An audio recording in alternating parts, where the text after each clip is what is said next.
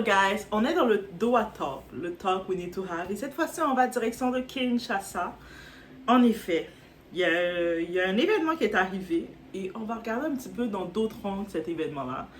En retirant l'événement propagande, l'événement histoire, je vais raconter, c'est comme ça, j'y étais. Non, non, non, non, non. On va vraiment y aller selon les faits avec discernement dans ce talk qu'on doit avoir. Donc, encore une fois, Kinshasa s'enflamme autour d'un nom. Le nom, c'est Anthony Tshisekedi, le fils du président Félix Tshisekedi. Hey, I'm sorry si je prononce pas ce nom. Le nom. Mais Tshisekedi, ça se prononce comme ça se prononce. On n'a pas grandi ensemble, guys. OK? Donc ici, on voit il y a beaucoup de vidéos virales qui circulent, des rumeurs d'échanges de tirs, des accusations de toutes parts. Mais que s'est-il réellement passé dans cette fameuse boîte de nuit à nouveau? Donc, en tant que tel, il s'est passé dans une boîte de nuit à Kinshasa où que le monde sont là pour sortir en boîte de nuit, right? Péter les bouteilles, dépenser pour les bouteilles, des grosses bouteilles plus chères, faire la fête. Les filles de Kinshasa viennent chercher la vie, viennent chercher leur gars pour essayer de chercher la vie, se vendre leur corps. Et surtout, pourquoi cette affaire prend-elle autant d'ampleur sur les réseaux? On va regarder le tout ensemble, on s'installe, on regarde le talk we need to have.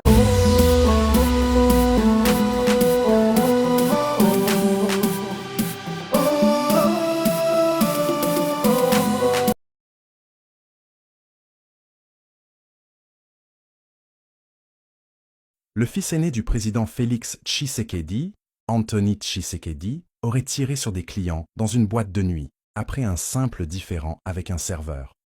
Une vidéo a circulé sur la toile qui est devenue virale pendant ces 2 derniers jours. Dans la nuit, donc le début de la rumeur, ok? Ça commence comme ça. Ça s'est passé dans la nuit du vendredi à samedi. Il y a eu des coups de feu au ralenti qui ont retenti près de la boîte de nuit nouveau. Quelques heures plus tard, il y a plusieurs pages Facebook et TikTok qui ont commencé à partager une rumeur explosive. Les gens, dans cette rumeur-là, ils ont laissé passer que c'est le fils du président qui aurait tiré sur des gens dans une boîte à Kinshasa. Aussi rapide que ça. Très vite, le nom d'Anthony Tshisekedi s'est retrouvé au cœur du scandale. Certains affirment qu'il aurait eu une altercation avec un certain JC Bukasa. D'autres parlent d'un échange de tirs qui a été fatal. Mais les faits rapportés ne collent pas. Tu sais, c'est comme, tu as beaucoup de versions, beaucoup de choses. J'ai entendu, à ce qui paraît, un tel qui était là m'a dit, je sais, on sait toujours, right? Mais il y a des choses qui ne collent pas dans les faits. Je reste même sceptique. J'entendais les faits, je regardais les différents faits. Moi, au fond de moi, je sentais qu'il y a quelque chose qui ne colle pas. Donc, il y a les témoins certains témoins parlent d'une simple altercation et plusieurs vidéos montrent plutôt une scène de panique. En effet, si tu es dans une boîte de nuit, tu entends un bruit. Tu sais, dans la boîte de nuit, quand il y a le bruit dans une boîte de nuit, est-ce que tu vas entendre le tir? Non. Tu sais, ça pourrait être une bouteille qui brise. Tu ne vas pas vraiment entendre ce son-là, mais tu vas voir du monde courir. Donc, on a vu un esprit de panique, des scènes de panique, des vidéos de scènes de panique. Il n'y a aucune preuve directe de la présence d'Anthony lui-même. Ça, c'est le premier fait qu'il faut comprendre. Dans toute cette panique-là, il n'y a aucune preuve. On dit qu'il était là, c'est lui qui a fait ci, c'est lui le responsable, mais il n'y a aucune preuve directe qui peut le relier au lieu de cet événement. On garde ça en tête. La mise au point. Donc, il y a une mise au point qui circule, qui parle de alerte au coup monté. Les proches du fils du président ont rapidement démenti tout ça, en précisant que Anthony Tshisekedi n'est même pas à Kinshasa actuellement. Il n'a pas mis les pieds dans cette boîte de nuit depuis des semaines. Oui, il savait, c'est peut-être quand il est à Kinshasa, c'est son lieu qu'il aime aller. J'imagine que c'est une boîte de nuit qui est quand même assez fréquentée, luxueuse, un certain standing. Donc, il avait l'habitude d'y aller, mais ils ont dit qu'il n'y était pas. Et la question se pose, comment accuser quelqu'un qui n'est même pas présent dans le pays? Donc ça, on comprend bien, il n'est pas là. Donc lui, maintenant, il va devoir de son côté se protéger, prouver qu'il n'est pas là, pour éviter de créer des problèmes, parce qu'il n'est pas n'importe qui, c'est le fils du président. Donc il va devoir prouver, dire, regardez mes papiers, je suis dans tel endroit. Il va devoir le faire, juste pour éviter de créer des problèmes aux côtés de son père parce que son père est au pouvoir. Il y a l'opposition. L'opposition, ils veulent faire tomber son père. S'ils trouvent rien contre le père, on va s'attaquer aux enfants. C'est pour ça que je reste toujours dans l'option, tu ne peux pas être ami des ennemis de tes parents.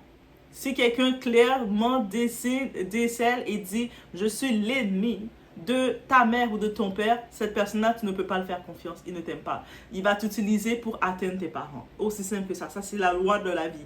Et lui, le sait que son père est dans une position qu'il n'a pas que des amis.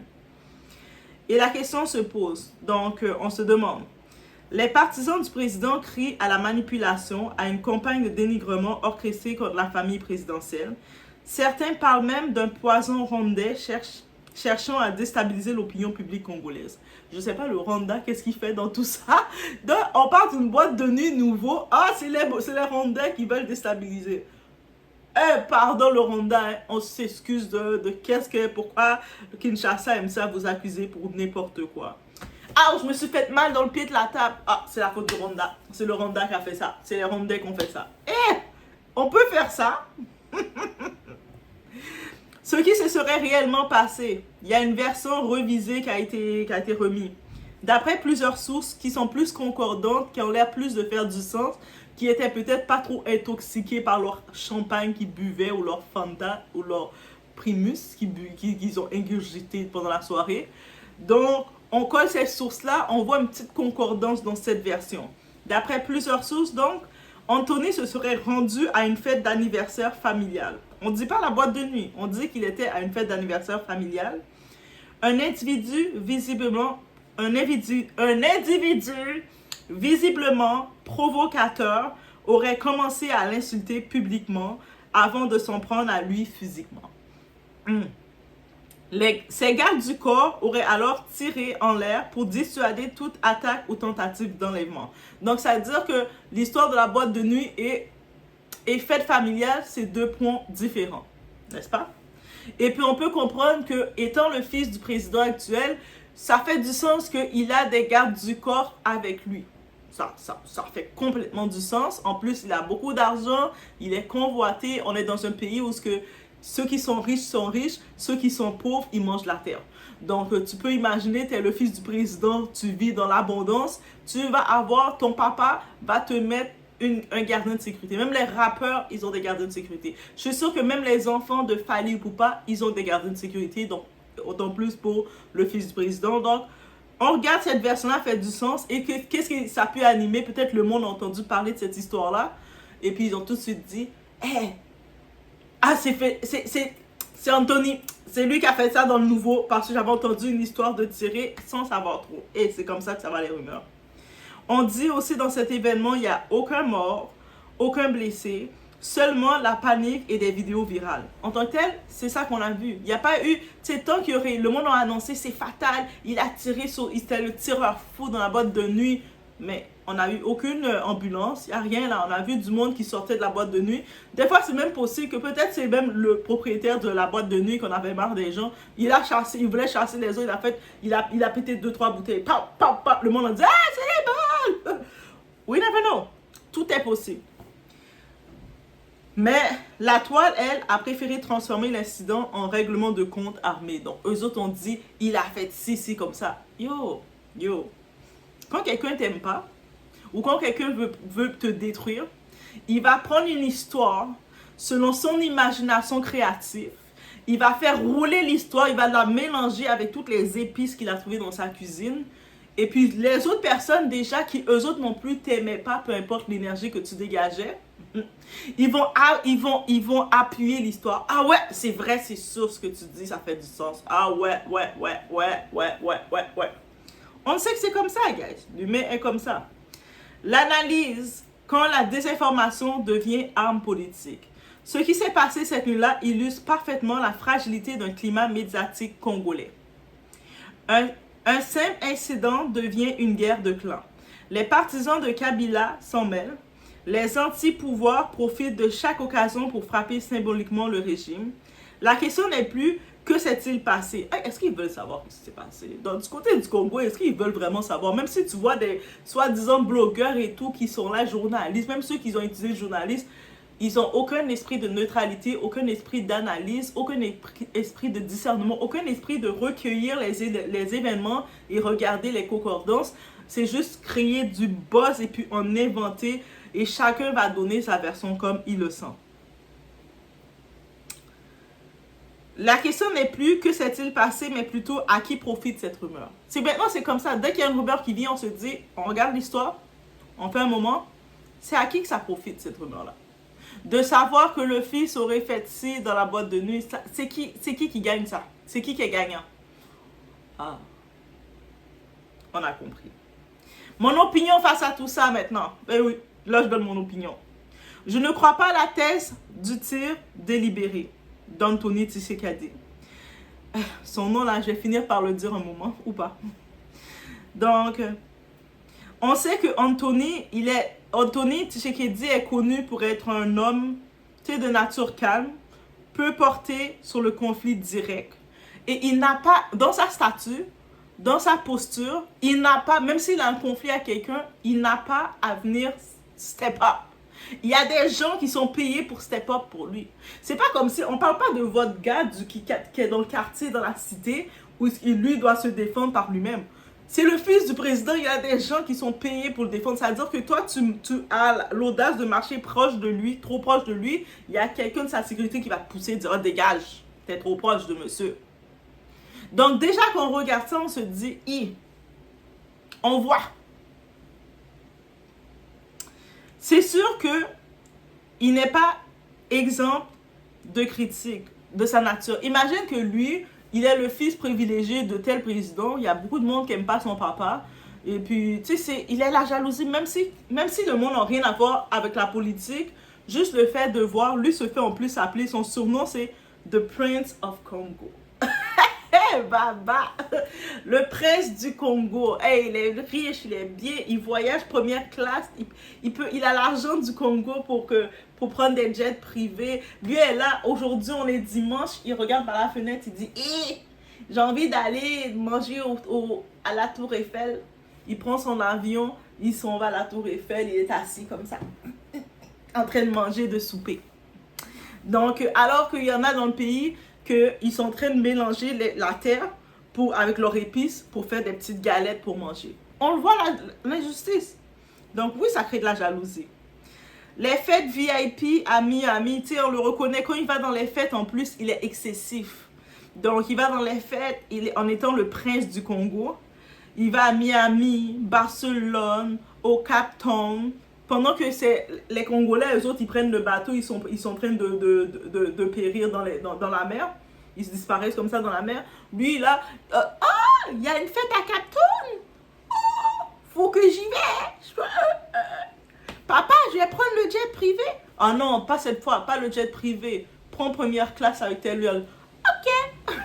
Il n'est pas le même mode. Donc, quand il voyage, les bouteilles de champagne Ace of Spades avec son nom en lead, il arrive dans les soirées, les entreprises, les établissements, ils savent que c'est un lourd. C'est un enfant d'un lourd.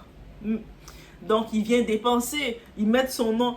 Welcome, prince du Congo. Et puis, tu vois les hôtesses qui marchent avec leurs petits shorts, leurs beaux petits décolletés.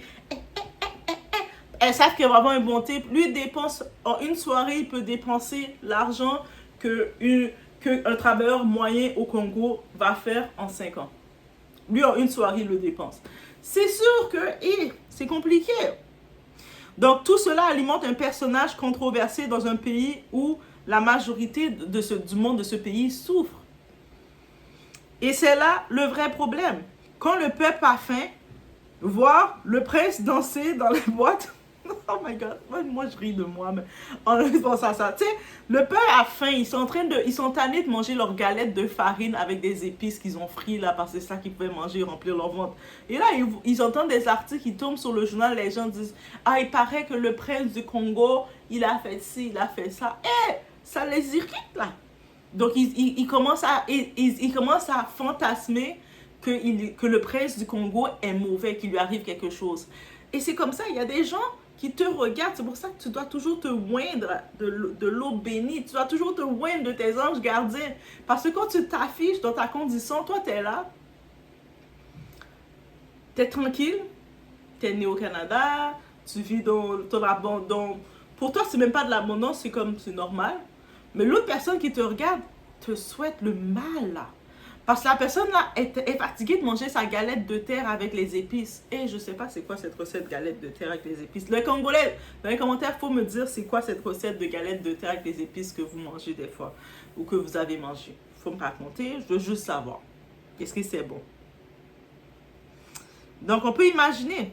Donc en n'importe quoi, sans aucune preuve, sans aucune concordance, il n'y a plus le temps d'analyser, de faire une analyse correcte. Même ceux qui étudieraient le journaliste, ou même ceux qui se disent journalistes, qui se disent blogueurs, reporters de Congo, ça, ils vont pas prendre un instant de dire, mais toutes les vidéos qu'on voit, on voit pas rien qu'à l'air d'un tir. On voit juste des gens qui s'en vont d'une boîte de nuit. Beaucoup de choses peuvent se passer dans une boîte de nuit. Mais si vous n'êtes jamais allé dans une boîte de nuit, c'est compliqué de vous l'expliquer. Mais bref. Mon conseil que je donnerais à Anthony Tshisekedi, ce nom que je vais finir un jour par bien dire, on va l'appeler Tchiki. Oh non, on va l'appeler le prince du Congo. Parce que c'est ça son surnom. Il est le prince du Congo. Eh, tu vois, il faut respecter votre royauté, les très chers. Déjà, mon conseil, c'est, tu portes un nom, il porte un nom qui représente tout un pays. Ce nom ne doit pas inspirer la peur, mais le respect. Entoure-toi mieux, l'entourage. Moi, la première chose, c'est l'entourage.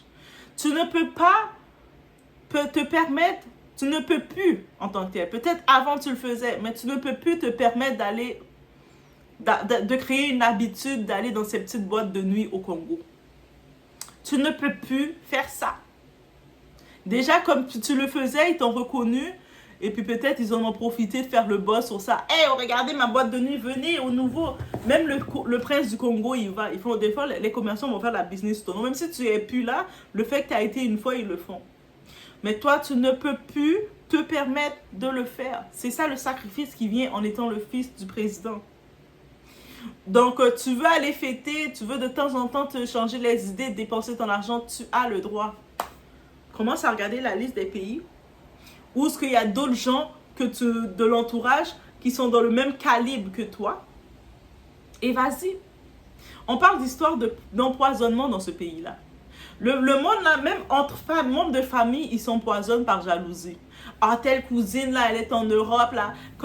Chaque fois, je demande, chaque 3 jours, quand je demande l'argent, elle ne m'envoie jamais tout le temps. Ah ouais, mais moi, je vais l'empoisonner par vengeance. On est dans cette mentalité de ce pays-là et toi, tu arrives comme étant le prince du Congo. Comme prince du Congo, avec ton étiquette de prince du Congo, tu dois commencer à dire, ok, je peux aller à Monaco aller fêter. Je vais rencontrer les enfants, les fils d'un tel. Tu ne peux pas aller dans les endroits où tu vas rencontrer le monde affamé, qui sort de famille affamée, en pensant que c'est normal, c'est ton pays. Tu ne peux pas. Tu ne peux pas. Les seules sorties sociales que tu fais dans ton pays, c'est en guise en titre enfant à côté de ton père. Ton père a telle cérémonie, il y a telle œuvre caricative avec d'autres bourgeois du pays. Là, tu viens t'asseoir, tu fais comme ça. Mais quand tu as fini, tu vas aller sortir, faire la fête, prendre des bouteilles, t'amuser, prendre l'espace, le beau champagne. Tu regardes Monaco. Tu regardes, ok, peut-être Dubaï. Ok. Tu as de l'argent, toi, c'est correct d'aller à Dubaï. Quand tu vas aller à Dubaï, de toute façon, tu vas pas aller vendre ton corps. C'est pas comme tu n'es pas en affamé. Donc, tu vas aller à Dubaï, tu vas vivre le luxe de Dubaï. Tu vas voir le côté du luxe de Dubaï. Tu regardes Miami, c'est une ville chère. Ok, je vais aller kiffer un petit peu à Miami. Dépendant du Los Angeles, mais toi, tu as quand même l'argent, donc tu vas être dans le beau côté de Los Angeles. Ok. Tu regardes les villes, tu regardes aussi Washington DC, ça dépend. Même les endroits que tu décides d'aller, tu dois trier au volet. Tu dis, je vais à New York, tu t'en vas à Manhattan, Long Island. Tu commences à regarder les volets. Tu ne peux plus les laisser, le peuple, qui n'ont pas le même standing que toi et qui ont la haine, la jalousie de ton standing parce que tu es né dedans et qui espèrent cotiser ou médire de ah ouais, il a l'habitude d'aller dans cette boîte de nuit. Ils commencent déjà à dire qu'ils te connaissent. En plus, quand tu les vois pour finir leurs rumeurs, leurs histoires, ils vont toujours laisser entendre qu'ils te connaissent. Même des fois, tu vas les entendre parler, ils vont parler comme s'ils te connaissaient plus que toi-même que tu te connaissais. Des fois, toi, tu es là comme ça, tu es, ah ouais, ah, c'est comme ça que je suis. Ah, ok. Ah, je suis comme ça aussi. Toi-même, tu découvres comment tu te découvres à travers leur récit. Donc maintenant, tu dois te faire rare du peuple. C'est pour ça que quand on regarde les enfants des riches, là, les enfants des privilégiés, là, ils ne se mélangent pas au peuple. Ça, c'est dans les films qu'on voit que le fils du riche s'est marié avec la bonne ou s'est marié avec la petite fille pauvre du village. Ça, c'est dans les films qu'on veut créer effet sensationnaliste. La réalité, c'est pas comme ça. Les riches restent entre eux. Même si tu vas prendre une fille moyenne, de classe moyenne, tu vas pas aller prendre la fille de classe moyenne qui est dans ton pays, qui mange la terre, là. Tu vas prendre ton avion, première classe, tu vas aller dans les pays de classe et tu vas voir la fille de classe moyenne. Elle est de classe moyenne. Mais quand cette fille-là, elle se retrouve dans ton pays, elle est la haute classe. Parce qu'elle sait aller manger au restaurant. Elle sait déjà c'est quoi manger un steak. Elle dépend pas, elle n'est pas affamée là. Le gars a juste à l'offrir une petite Primus, un petit Fanta. Ces deux petites dames sont déjà écartées, bien mouillées. Elle dit, ah, je dois tout donner. Elle est livrée comme ça. Donc, ça veut dire, tout ça, tu dois faire attention à tout ça, à ce standing. On ne voit pas les filles, tu sais, quand le temps qu'il y avait, même que ce soit les filles d'Obama. On retourne Obama, qui était un président noir aux États-Unis. Ces filles, pendant tout leur mandat, même quand il n'est plus président, même des fois, elles s'habillent juste normal, comme avec leurs petits leggings. De même, le monde les surveille. Le monde les juge. Et quand on regarde leur entourage, leurs amis, on voit qu'elles ont un certain type de personnes qu'elles fréquentent. Elles sont, même si leur père qui était représenté comme Black President, on les voit pas avec les personnes ghetto, ratchet, loin, quoi. On les voit avec les personnes de telle université Harvard qui étaient là, telle personne, les enfants de qui, les enfants du ministre un tel. Et leur réseau est propre et peaufiné. Donc, quand tu es le fils d'eux, tu dois le peaufiner aussi. Et éviter que le pauvre connaisse ta routine. Ah ben ouais, il a l'habitude de venir au nouveau. En sachant ça, il y a toutes les petites cochonnes du pays là. Elles sont toutes en train d'aller voir les marabouts, aller se baigner pour t'envoûter. Donc j'espère que sa mère de son côté, elle fait aussi elle te fait du nettoyage, des cleansers pour retirer les envoûtements. Parce que tu vas voir toutes les petites cochonnes là qui sont pour un Primus, pour une petite Primus, pour un petit Fanta bien chaud, leurs deux petites pattes sont en l'air là. Ça veut dire que, la pauvre, les filles pauvres de ton pays et ceux qui sont à l'extérieur, c'est pas la même chose. Et toi, tu le sais. T'as pas ce même privilège-là. Les riches ne se mélangent pas. Ça, c'est comme dans les films. Les films ont tellement voulu faire croire, ah oui, tu peux rencontrer, on sait jamais hein, qui tu vas rencontrer. Le riche va venir dans ton village te chercher. Est-ce que, quand on regarde les histoires comme ça, là, est-ce que vraiment les riches, ils veulent aller venir se marier avec une fille pauvre? Et toute sa famille sont pauvres. Et puis là, maintenant, la fille va commencer. Chérie, il faut, maman a besoin d'argent. Chérie, maman a besoin de... est-ce qu'ils veulent ça? Vous êtes sérieux? Ça veut dire premier date avec la fille. Même un gars qui est riche qui a de l'argent. J'en profite de le dire. Même un homme qui est riche qui a de l'argent. Il a l'argent qu'il faut.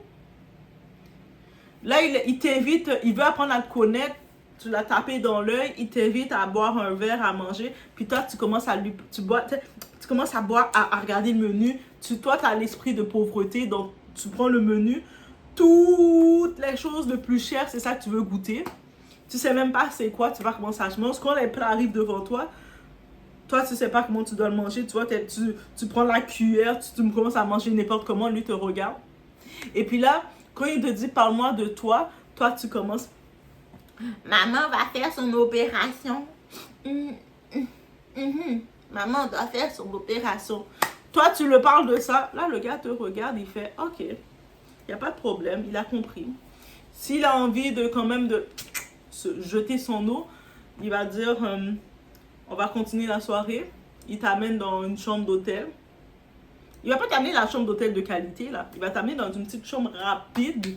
Il va te faire, vous allez faire les affaires comme ça.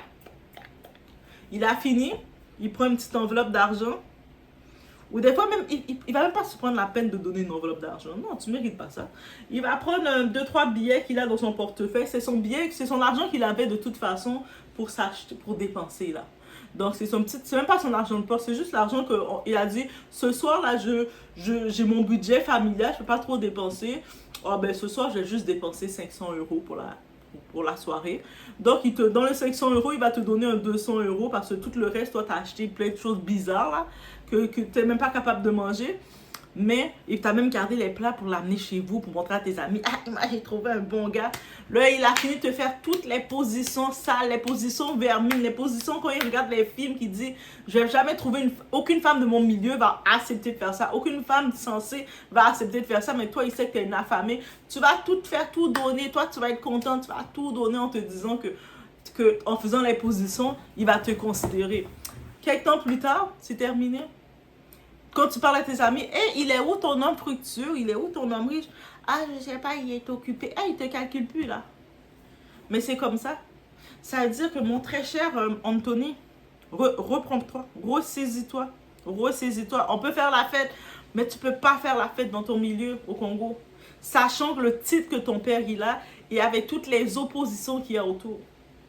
Tu dois être vigilant. Tu penses que les ennemis de ton père, c'est juste les ennemis de ton père. Les ennemis de ton père, ils veulent attaquer ton père. Ils vont t'attaquer toi comme étant son premier fils. L'aîné. Lui, c'est le premier fils de son père. C'est sûr qu'ils vont vouloir t'attaquer. Moi, je dis, ça, c'est la règle de base. Les ennemis de mes parents ne sont pas mes amis. Ah, mais c'est juste des histoires entre adultes. Toi, t'es un enfant, moi, je t'aime. T'es l'ennemi de mes parents, t'es l'ennemi de ma mère, t'es l'ennemi de mes parents. J'ai entendu des choses que tu as essayé de les faire. Et puis moi, je vais me livrer à toi. Bien sûr que tu vas incanter pour m'attaquer parce que je suis la fille de mes parents. Donc, il faut arrêter de penser que les ennemis de vos parents, c'est pas vos ennemis. On regarde l'histoire avec Nicki Minaj. Première occasion pour attaquer Cardi B. Qu'est-ce qu'elle a fait? Elle a traité ses enfants de singes. Ah, mais j'ai rien contre les enfants. Non! Parce que tu n'es pas l'ami de la mère, c'est sûr que tu vas attaquer ses enfants. Et c'est comme ça. Donc, il faut mettre ça en tête. Même si vos parents disent « Ah, t'inquiète, c'est pas tes histoires, c'est les histoires entre adultes. » Et nous, comme jeunes, comme enfants de nos parents, on doit mettre la liste de tous les ennemis de nos parents. Ils pensaient que ce ne sont pas nos amis, ça ne va jamais être nos amis. Donc, même nos enfants à nous, on ne doit pas les laisser avec les ennemis de nos parents. Ça, c'est clair. Donc, cette affaire révèle surtout deux choses. La facilité avec laquelle une rumeur peut devenir une vérité virale au Congo. Et en plus, quand le monde raconte les rumeurs, là, quand le monde décide de vouloir raconter une histoire sur une personne ou sur toi. J'étais là, j'ai vu. Il a tiré, il était là. Quand j'étais dans la soirée, il était là. Je le regardais dans les yeux. Et des fois, toi, tu n'étais même pas là. Après, quand le monde te pose un peu plus de questions, ah ouais, tu étais là aussi, tu étais à la même table que lui. Ah non, mais c'est pas moi qui étais là, mais c'est mon amie à un tel. Tu sais, la voisine qui est l'amie d'un tel, elle était là et puis elle l'a vu. Et puis, ils vont certifier. Et quand tu vas les entendre raconter une rumeur sur quelqu'un,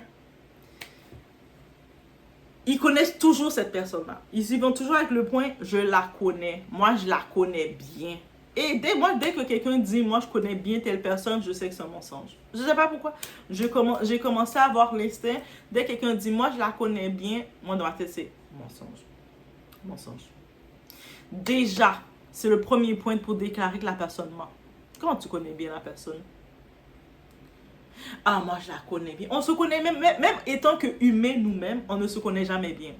Moi, je me connais même pas bien. Toi, tu te connais même pas bien. On est toujours en face. Un humain évolue. Peut-être dans ta vie, toi, tu n'évolues pas.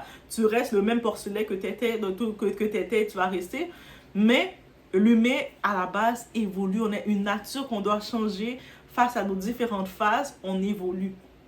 Donc, déjà dans ça, que quelqu'un va venir se déclarer qu'il te connaît. Et dès que la personne commence son histoire, ah, moi, je connais, moi, j'ai vu, moi, j'ai entendu. Et quand tu regardes les faits, tu es comme... Ils sont où la police? Il y avait un tir fatal. Au Congo, il n'y a pas de police. Tu sais, déjà, on sait qu'on dit que c'était dans une soirée où un président, le fils du président était là. Ils sont où ces gardes du corps? Donc, lui, ok, le monde a tout de suite voulu dire, il doit être puni parce qu'il avait une arme illégale sur lui. Il doit être puni pour port d'arme. Le fils du président, il n'a pas de garde du corps.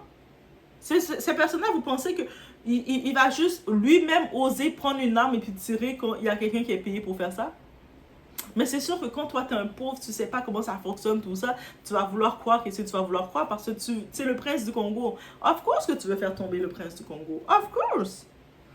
Le deuxième point qu'on apprend de tout ça, c'est le décalage croissant entre la jeunesse dorée du pouvoir et un peuple à bout de souffle.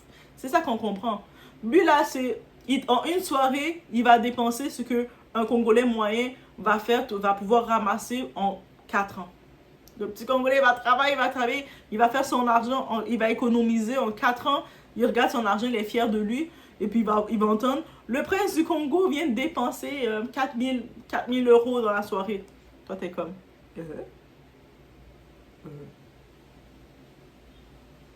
L'injustice. Je peux comprendre, ça crée la frustration et ça crée le souhait de voir cette personne tomber. Donc, Anthony, le prince du Congo, on va arrêter de saboter ton nom au moment de la vidéo parce que... Tshisekedi. On l'appelle-tu Tshisekedi ou Tshisekedi? Bon, on l'appelle le prince du Congo parce que c'est ça son nom. On l'a donné le titre du prince du Congo, on va respecter son titre. Qu'on le veuille ou non, il doit comprendre que le poids de son nom n'est pas qu'un héritage, c'est une responsabilité.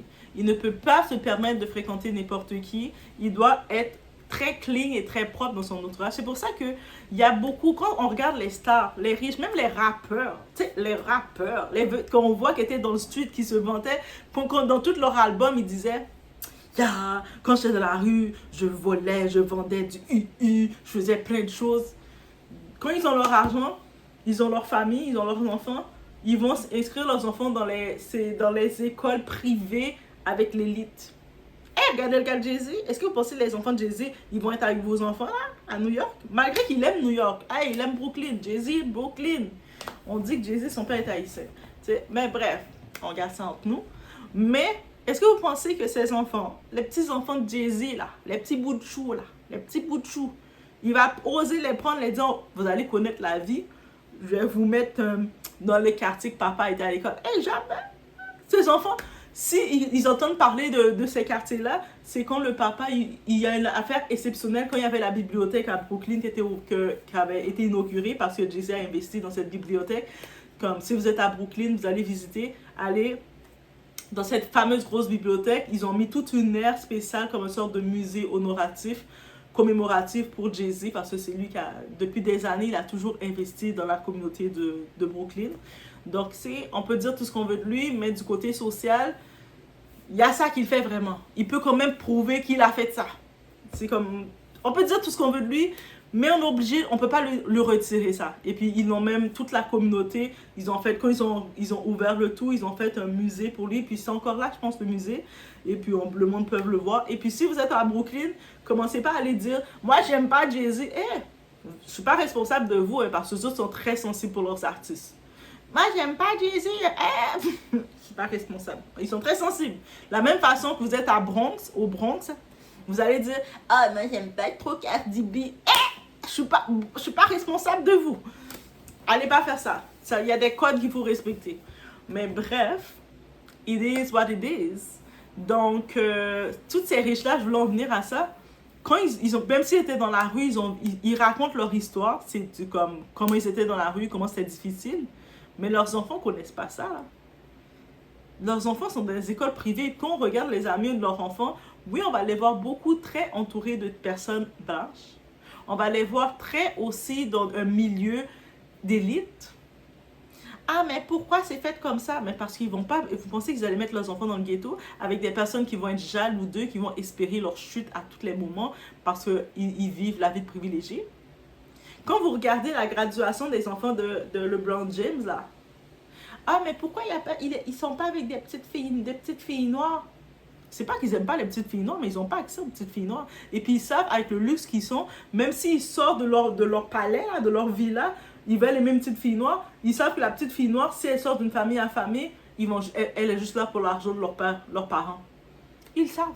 They already know. Les seules petites filles noires, les seules petites qu'ils vont rencontrer, c'est la fille qui est dans leur école, qui est la fille de docteurs, d'ingénieurs, de chercheurs, les filles des enfants de riches aussi qui sont là. Et peut-être des fois, ces filles-là, c'est pas vraiment le goût qu'ils auraient aimé.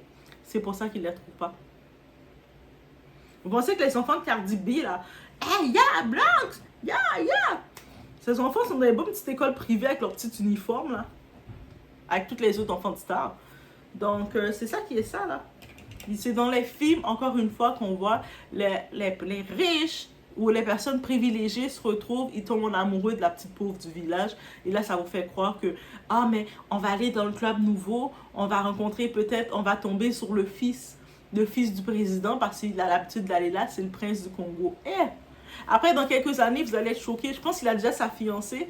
Déjà, les commentaires, ah, mais pourquoi il prend toujours des filles claires? Je pense que sa fiancée, elle est soit métisse ou je sais pas si elle est même congolaise. Mais bref, vous allez être choqués, vous allez faire des débats de haine, des débats de division, des débats xénophobes en disant ah, mais elle est pas congolaise, hein. Les Congolais, c'est pour les Congolais, hein. Eh, pardon. Mais bref, it is what it is. Donc, Anthony, j'espère que tu as eu ta leçon. Ton entourage, dis à Anthony, yo, fais plus ça. Tu as une responsabilité. Tu sais derrière le terrain risqué. En plus, tu es l'aîné de ta famille. Tu es la yaya de ta famille. Le terrain est bien risqué. Les gens, ils n'ont pas pris beaucoup pour raconter une rumeur de toi. Là. Bientôt, je suis sûre dans la rumeur, là, si je suivais plus les rumeurs, j'avais plus regardé en détail. J'aurais pu voir, ils ont dit qu'il est venu, il a fait une bombarde, il a pris la boîte de nuit et puis il a tiré sur tout le monde. Je suis sûre que c'était rendu là. Ça partait dans tous les sens. Et, pardon, hein, sans aucun esprit de discernement, sans aucun esprit d'analyse, sans aucun esprit critique. C'est pour ça que je me dis l'éducation, c'est important. Au lieu d'investir, d'aller donner l'argent à vos pasteurs dans les églises, allez commencer à prendre cet argent-là, allez donner dans les écoles. Commencez à prendre l'argent, allez dans les écoles de votre quartier. Dites, hey, j'aimerais faire un don. Mon don de la semaine, je mets l'argent que j'aurais donné au pasteur, je vous le donne dans cette école-là pour que vous achetez des cahiers pour nos élèves. Pour que vous faites une bibliothèque dans nos écoles pour nos enfants. Pour que vous les professeurs, vous êtes sous-payés. Les pasteurs, eux autres sont là, ils sont en train de vous faire de la magie, là. Eux autres, ils sont payés à l'excès. Les professeurs qui éduquent vos enfants, you don't care about them. Des fois, ils sont même pas payés. Ils rentrent chez eux. Ils rentrent chez eux à pied parce qu'ils n'ont même pas l'argent pour prendre leur taxi pour retourner chez eux.